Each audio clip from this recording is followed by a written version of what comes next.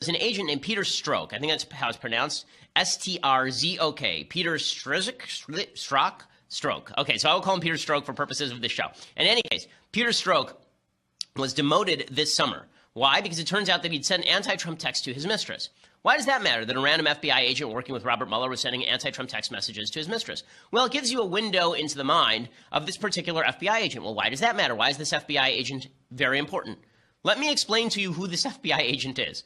This FBI agent was in charge of the Hillary investigation. This FBI agent specifically changed the language in former FBI Director James Comey's statement about Hillary Clinton. Originally, they were supposed to say that she had actually involved herself in criminal negligence, essentially, and this guy was responsible, along with Comey, for changing the language to extremely careless, which is a non-criminal standard, right? You remember, we talked about this at the time, that James Comey had changed the actual legal standard. The legal standard does not require intent to mistreat classified information. James Comey changed it to pretend that it required intent, and then he changed the language to avoid the fact that Hillary Clinton probably should have been prosecuted. Well, the guy who actually changed that language was Peter Strzok. Okay, it was that guy. That guy actually changed the language, but not just that. Peter Strzok was also the fellow who interviewed two Hillary Clinton aides, Huma Abedin and Cheryl Mills. It turns out that both Huma Abedin and Cheryl Mills likely, wait for it, lied to the FBI. Were either of them ever prosecuted?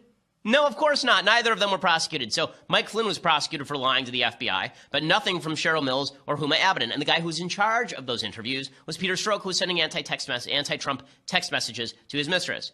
But wait, there's more. It turns out that Peter Strzok was also the guy who, based on the Russian dossier, helped decide to launch the Russia collusion investigation in the first place on the FBI level. He signed off on the documents, this anti-Trump guy. But wait, there's more. He's also the FBI agent who interviewed Mike Flynn. So he was the guy in the room with Mike Flynn, positioning himself so that Mike Flynn could lie to him. Now, does that excuse Mike Flynn for lying? No. But it is sort of suspicious. Like, I'm just wondering, does the FBI have one agent? Like, is the only agent at the FBI? Now, listen, to be fair, it's possible he's a top-ranking agent. He has his hands in a lot of pies. If he's near James Comey's at the top of the food chain. But it is suspicious when career bureaucrats with actual extreme political biases are having this major an impact on presidential races, on transition teams, on presidential workings. The whole thing is, it does stink a little bit. It stinks, to say the least. This is leading the Wall Street Journal to call for Mueller to step down from his investigation.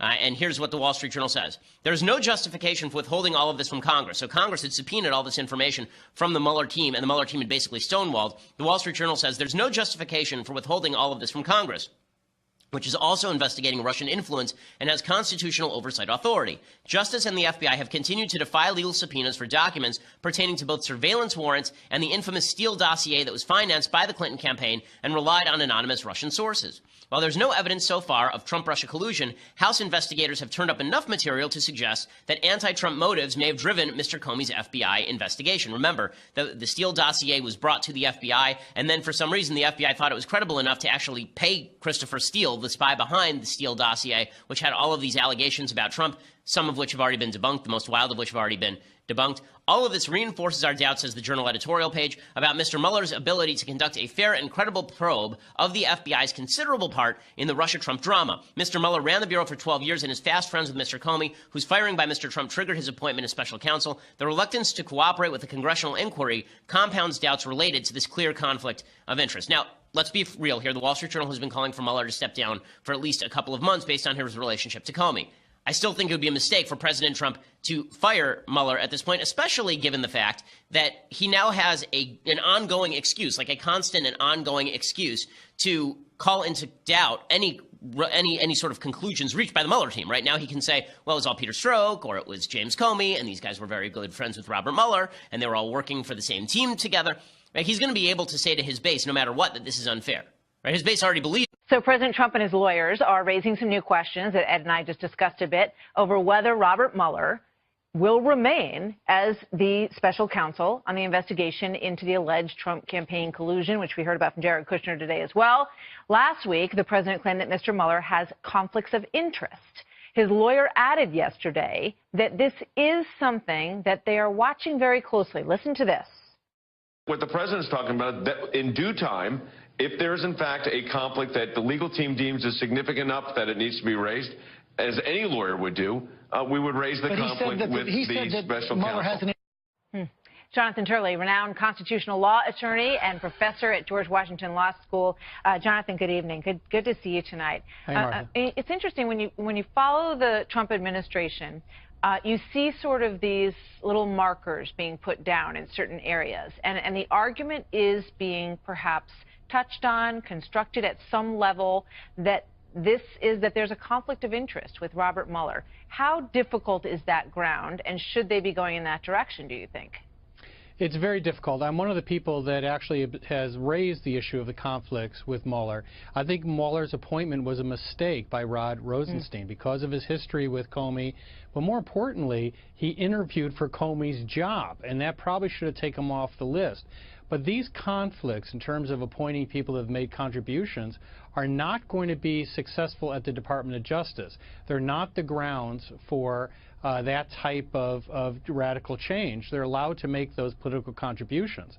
I'm astonished that he picked people that made large political contributions. You can throw a stick on any corner in D.C. and hit 20 lawyers. It seems to me that Mueller could have picked people that were not so politically involved. But having said that, you're not going to see a change, I think, through the Department of Justice. Now, when you're talking about firing Mueller, he could probably do that. It would put him in the biggest jam since Taft got stuck in the White House bathtub. I mean, it is a really bad idea. Because think about how this would work, Martha. He couldn't talk to Sessions because Sessions recused himself. He would go to Rosenstein, who appointed Mueller, and say, fire him. Rosenstein presumably would say no, and he would either be fired himself or resign. Then the president would have to find a sort of Bob Bork who's willing to do what Rosenstein wouldn't do. You could go through that leadership having resignation after resignation. In the meantime, people would cite that as a basis for impeachment. They would move to try to pass the Independent Counsel Act. It wouldn't end this. It would prolong it. So I just want to put up on the screen a quote from President Trump, and this was in that New York Times interview that he did a Friday ago. He said, "We were interviewing replacements at the FBI. Did you know Mueller was one of the people that was being interviewed? The next day, he's appointed special counsel." Talk about conflicts, the president said. "There were many other conflicts that I haven't said, but I will at some point." That's a loaded statement. Well, frankly, Mr. President, you should just tell us. But I happen to agree with him that Mueller's selection was highly problematic. Mueller, on some level, is a witness. I can't believe that he was interviewed for Comey's job and the president didn't talk about his firing of Comey or what he wanted in Comey's replacement. That means that he's holding material information to his own investigation.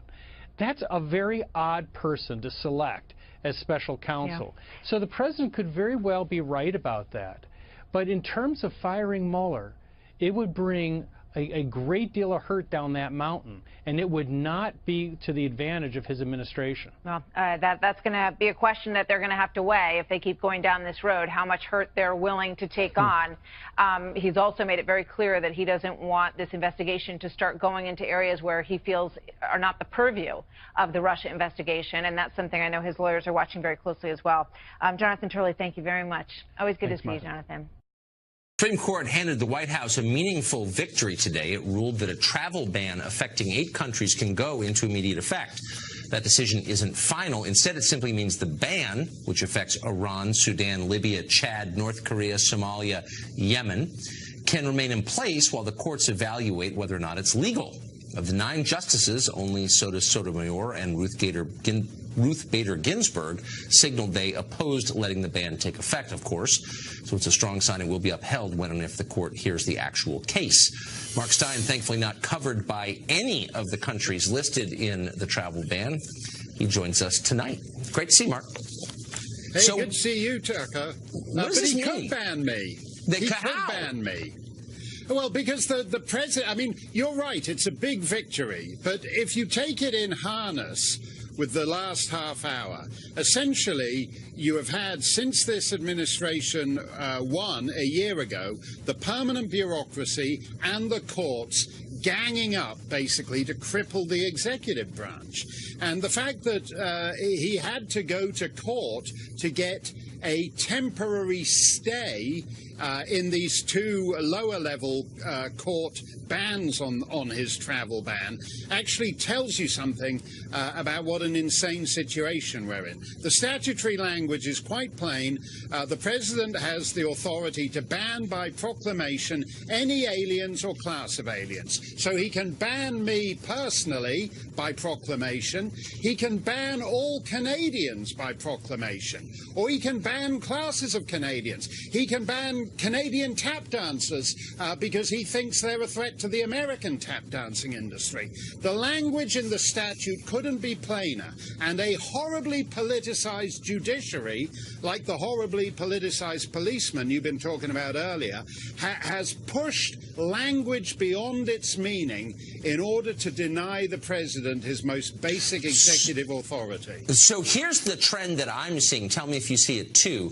The least democratic parts of our government, which would be the courts and the bureaucracy, neither elected by voters, are getting more powerful, and the most democratic parts, the president and the Congress, are getting less powerful. So the democracy is actually withering right now. Absolutely. You have a permanent state. President Obama famously said in 2009, elections have consequences. The permanent bureaucracy and the courts are saying to the people, elections have no consequences. Right. You can vote for whatever you think you want, but we're going to ban it. We're going to go ahead and conduct business as usual. And that's why this court decision is actually, the fact that it's necessary is an affront to any kind of self-government by the people and for the people. But what's so funny? But our elites love that. I mean, it's so in their Orwellian turn, they keep warning us that the election of someone they don't like is a threat to democracy. Democracy dies in darkness. But the control of the federal government by people who've never been elected, whose names you don't know, the permanent bureaucracy, that's democracy? I mean, it's literally the opposite of what's true. Yeah, and what's disturbing to me is you find this attitude in Brussels, for example, where there's a bunch of civil servants that seriously think they know better than the peoples of 28 nations. And the whole point about the U.S. system is that it was created to prevent this kind of divide between the governed and the people. And actually, I think they should have gone further, the Supreme Court. They should have, in a sense, skipped the temporary stay and just declared that this is obviously within the terms of the president's statutory authority, and that if you object to it, you might as well do what Democrats and the civil service seem to want to do, and that is to simply pass a constitutional amendment to say that in the event, God forbid, any Republican should happen to be elected president, then the entire executive branch shall just be put in the deep freeze for 4 years and will cease to do anything whatsoever, because that's what they've been trying to do since last November. And that's basically what's happened, unfortunately. Mark Stein, thank you.